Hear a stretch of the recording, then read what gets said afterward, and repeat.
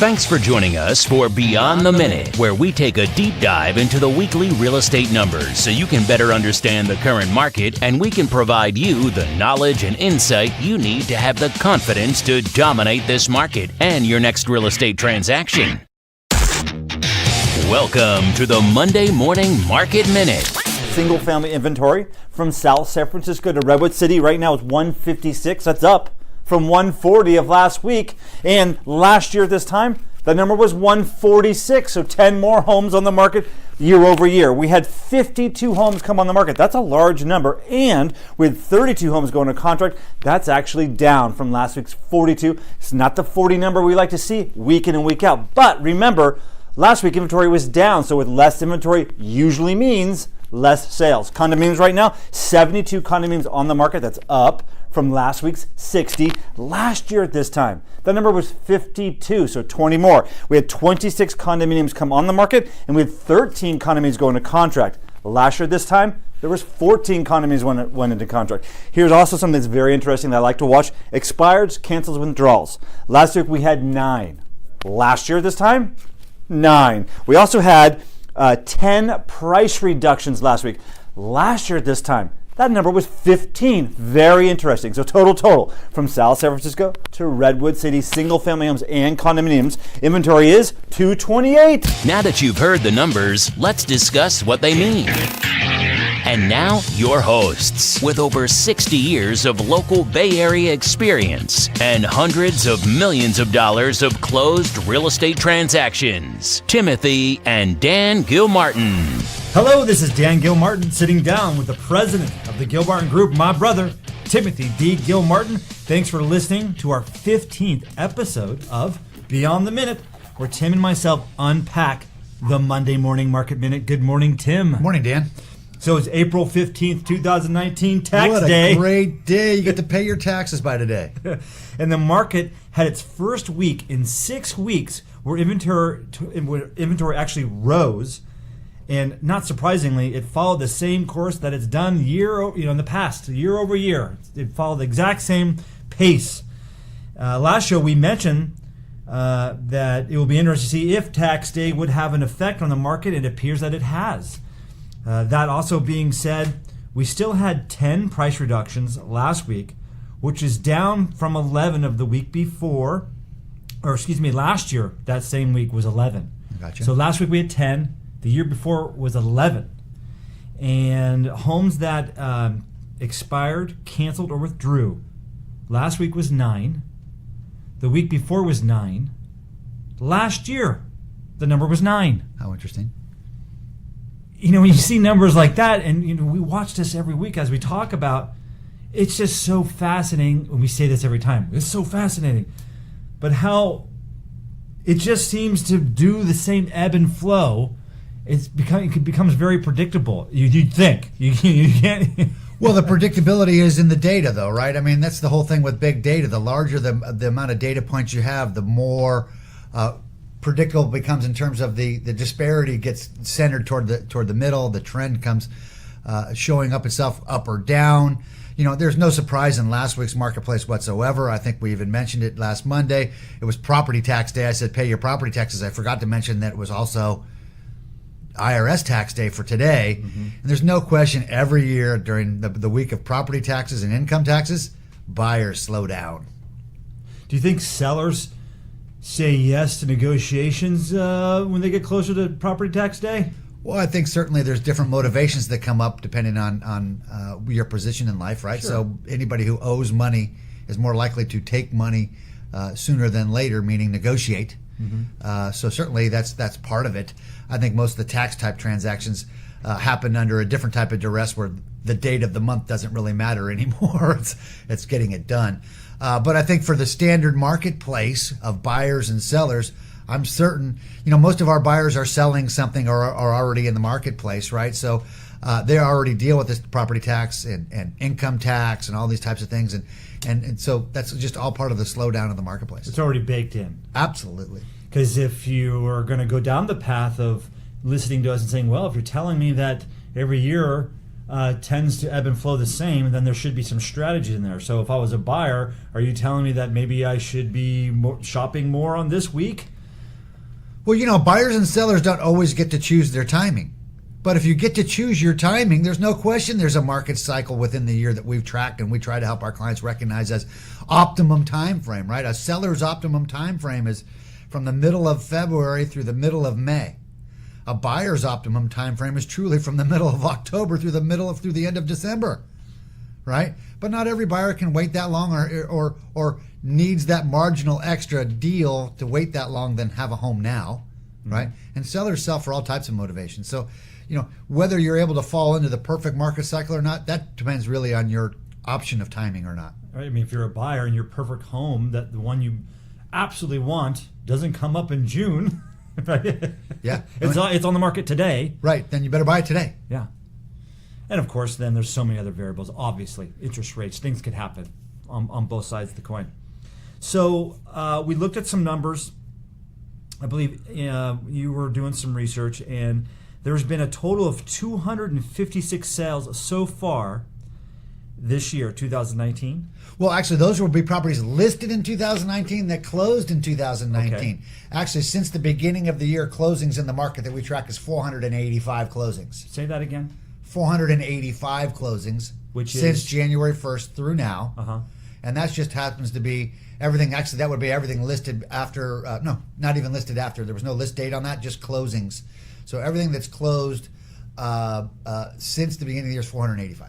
So to our listeners, there was obviously homes that were listed. It's a rollover. They didn't close escrow. Right. But the homes that went on the market in 2019 and have closed escrow in 2019, that number is 256. Yes. And so the average days on market with that for that grouping, you asked me what was the days on market average, and so my first grouping was listed and sold in this year for this current market. It was 13 days. 13 days. Yeah. Which fits right into our graph of those that sell, right? Uh-huh. Those are sold listings, and you need to get your home sold in the first 13 days to be maximizing your value. So our marketing is all scheduled toward making that happen that way. Do we know what the days on market was for the 400 and... That total was 25. So, okay, doubles. So the last quarter of the year, which was the slower quarter that we talked about throughout the first... Squishy world? First 5 or 6 or 7 or 8 episodes of this podcast, reflects in actually a twice as long average days on market as this last quarter.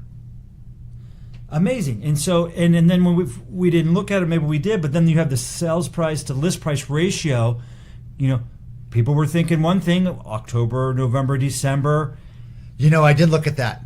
The last quarter of the year came out at 100.1%. Last month we were at 113%.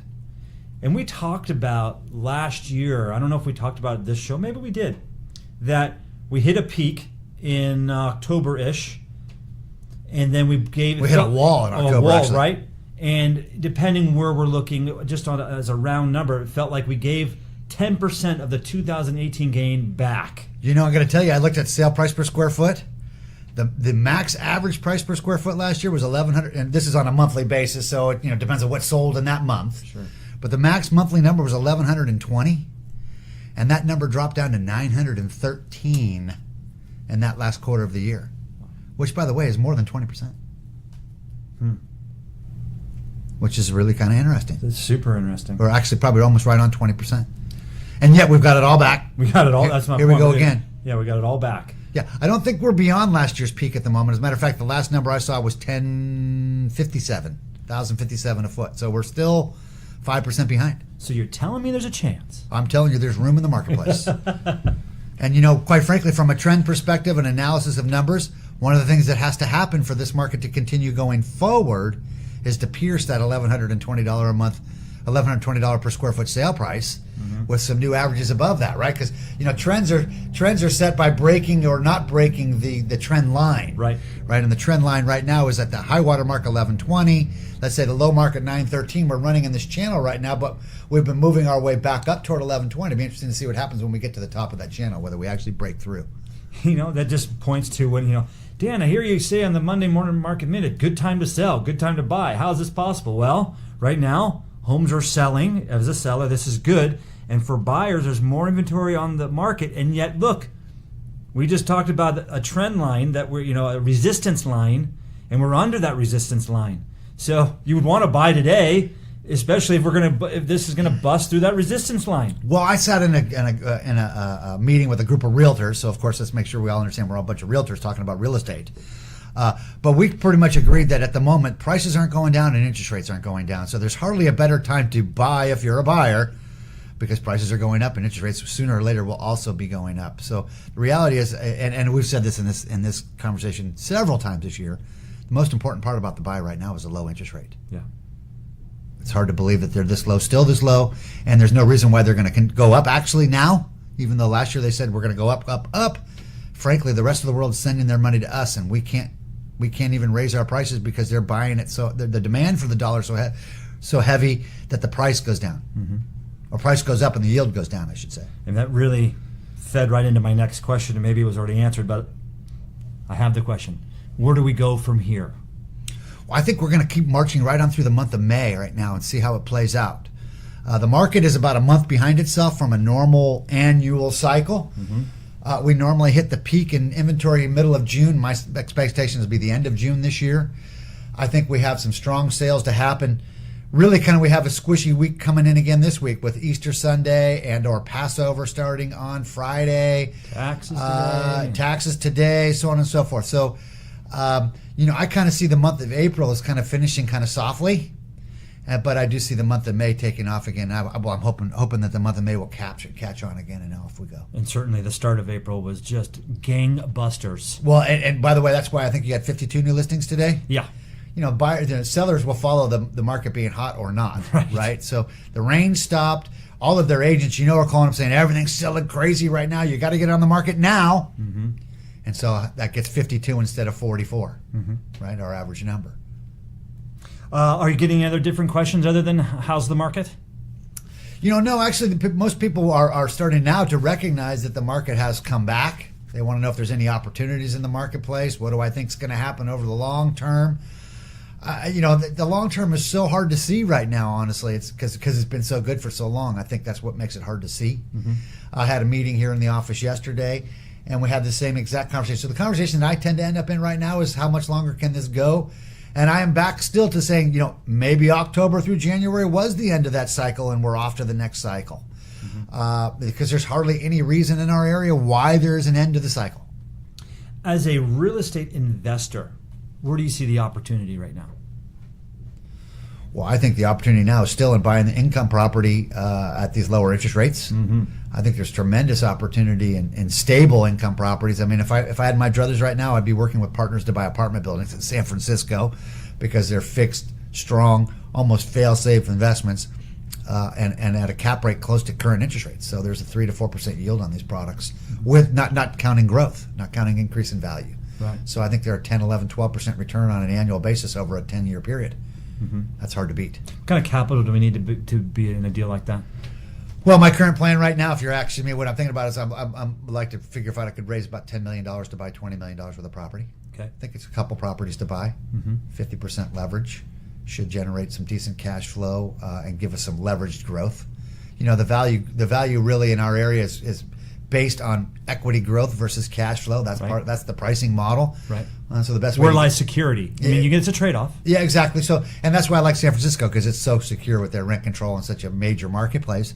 And frankly, the debt, that 50% debt allows the inflation or growth rate of the value to be captured better.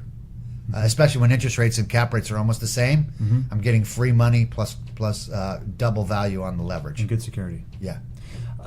Besides the city, is there any particular deal that has come across your table that looks very interesting? Again, I get these grocery anchored shopping centers that I really like.